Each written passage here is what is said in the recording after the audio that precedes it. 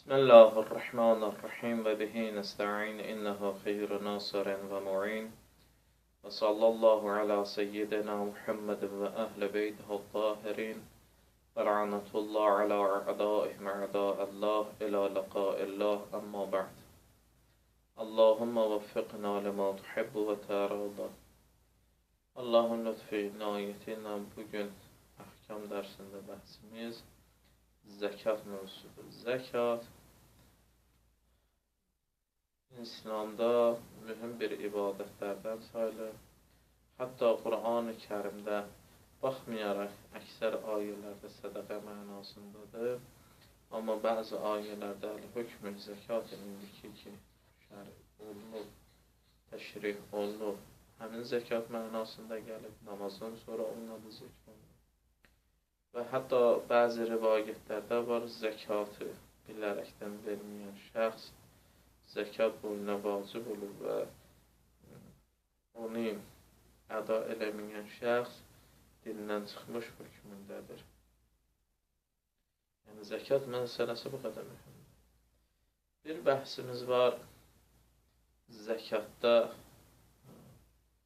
insanın canının zəkatı, həyatının zəkatı və bu fitrə zəkatıdır, orucluq bəhsində. Zikr olundu. Bir dənə də var insanın malının zəkatı. Zəkat ərəb dilində numuv, yəni inkişaf mənasındadır. Yəni, insan zəkat verməklə öz həyatında o ki, həyatı bir zəkat. Əgər malını versə, mal cəhətindən onda inkişaf gedəcək. Bəzi vaxtda bizlər şeytanın vəsvəsələrini və şeytan sifətlərin vəsvəsələrini aldanırıq, vəsvəsəyə uyuruq, imanın zəifliyinə verəcəm, azalacaq, mən işlədim, başqası yiyəcək və bu ünvanlardır. Düz də diqqət edəsək, zəkatın vacib olma şərtinə çox görəcək ki, Allah bizlərə rəhmə, bizi heç Allah yük eləməyib bu məsələni. Zəkat özü 3 növ şeyə gəlir. Birinci növ bundan ibarətdir ki, dənli bitkilərdən gəlir. Bunlar dənli bitkilərdən buğdadır, arpadır, xurma və kişmiş. İkinci, heyvanatdan mal-qaraya gəlir, qoyundur, maldır və dəvə.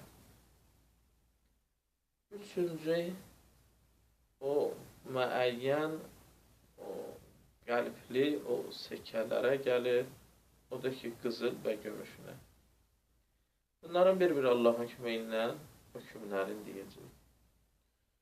O ki, insan əkin məhsullarından dördünə ki, dedik,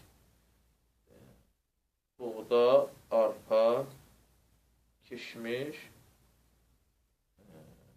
buğda, arpa, kişmiş və xurma.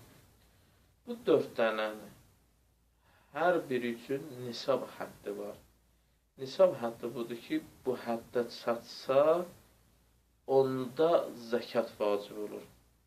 Bu həddə çatmasa, zəkat vacib olmur. Diqqət eləyək.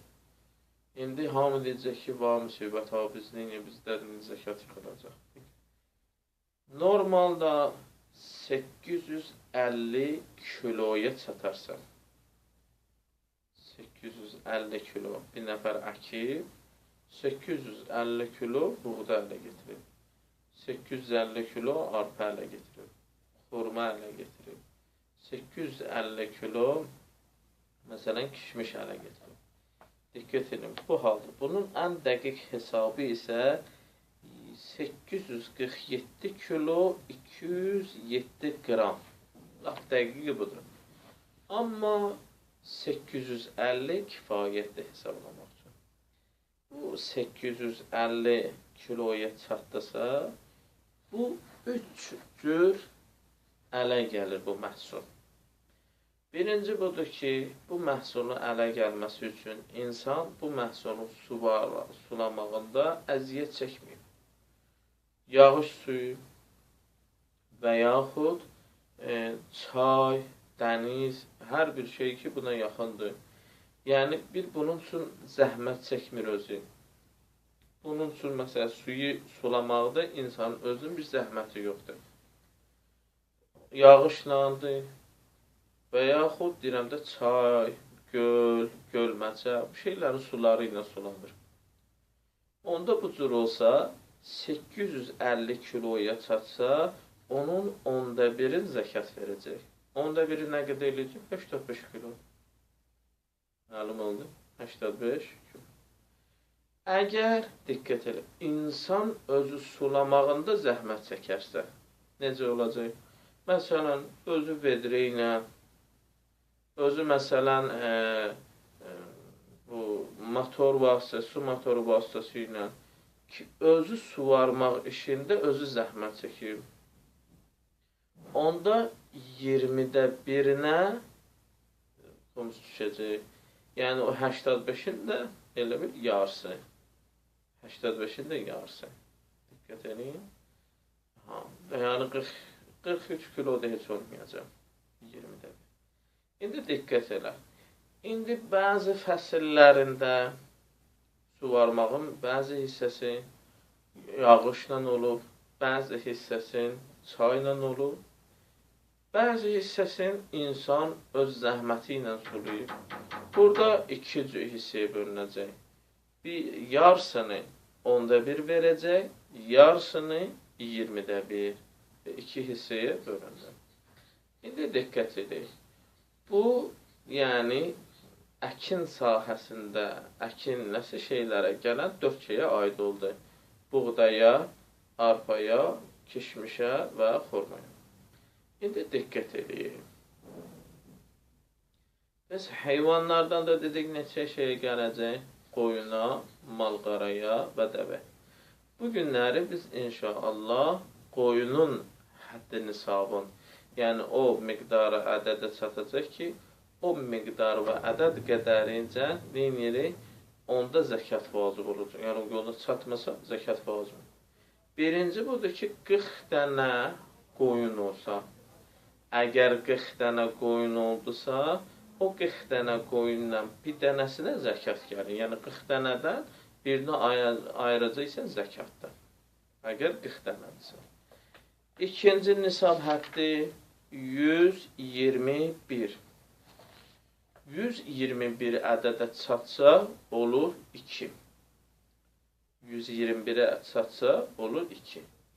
Yəni, 40-dan çoxaldı, 80 dənə də olsa, 120, bir dənə verəcəksən. 120 dənə də olsa, bir dənə verəcəksən. Diqqət oldu. Pəs 121-ə çatdısa, onda 2 dənə verəcəksən. 2 dənə vermək vacib olur. Sonraki hədd nə qədərdir? 201. Əgər 200 ədədlər müxtəlifdir. 40, 121, ondan sonraki 201. Əgər 201-ə çatdısa, 3 dənə qoyun zəkatı veriləcək. Əgər 301-ə çatsa necə? Əgər 301-ə çatsa, ehtiyat vacibi əsasən yenə də 3 dənə qoyun zəkat veriləcək.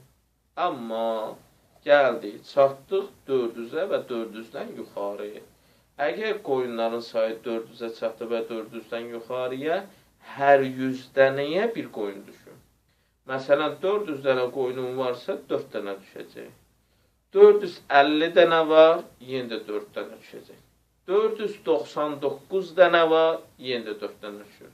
Elə ki, gəldi oldu 500, olur 5 dənə. 599 dənə də olsa, 5 dənə düşəcək. Amma gəldi 600-ə çatdı, olur 6 dənə, ta bu qədər yuxarı. Bəs məlum oldu, qoyunlarda 40, 121, 201, 301, sonraki hədd isə 400-dən başlayır. 400 və 400-dən yuxarı hər nə qədər artım olursa, hər 100 ədədə bir dənə. İndi ədədlərin arasındakı fasilələrdən ta o birə ədədə çatmayıbsa, onun aşağıdakı ədədin hökmündəki qədər zəkat veriləcək. Elə bilirəm, bu qədər kifayət eləyər. Allah-u Teala zəkat verməklə bizlərin mallarımıza bərəkət versin. Muhammed və alə Muhammedə salavat zikr eləyək. Allahümme salli ala Muhammed və alə Muhammed və accel fərəcə.